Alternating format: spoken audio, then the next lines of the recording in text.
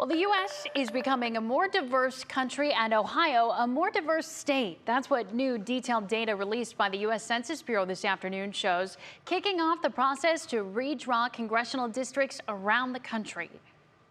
We're getting our first look at the numbers collected in last year's census, showing who we are and where we live down to the city block. The districts that we draw using the census data will shape our lives.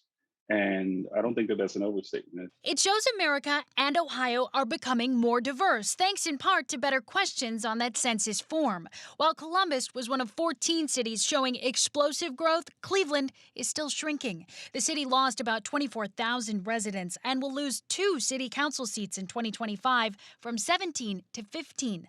Ohio also loses a seat in the U.S. House next year as the data shapes voting districts for the next decade. If you're counted, you count. And our whole message to people was, let's not be invisible anymore, right? Global Cleveland was one of hundreds of organizations targeting hard-to-reach communities across Northeast Ohio. President Joe Simperman.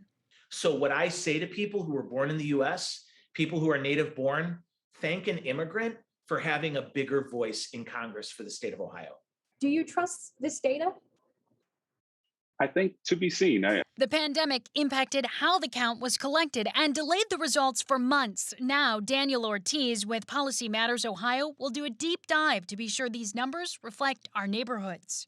For Ohio, billions of dollars every year are coming here based on the data that's gathered in the census. Representation matters, and you can still speak up as the redistricting process begins. Contact your local elected leaders and share your concerns, because these maps, they have to represent all of us, and that means you. And making sure that your voice is heard in this process is critical.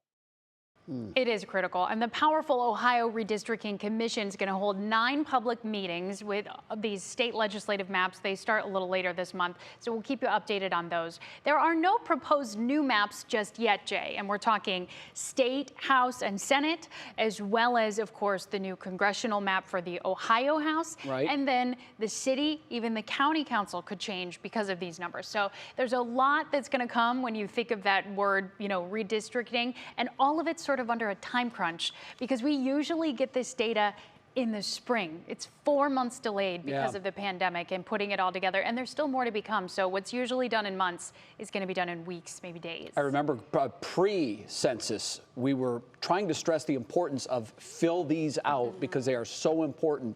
You were telling me during your piece, not only has Cleveland lost 24,000 residents in the decade that was just measured, Columbus grew by over 100,000 residents. That's stunning to me. There are only 14 cities in the country that grew quite that much. So it is impressive in terms of the state, and probably helped keep the state's numbers a little more even. Yeah, I mean, it's stunning that Columbus grew by that much, but the state lost population.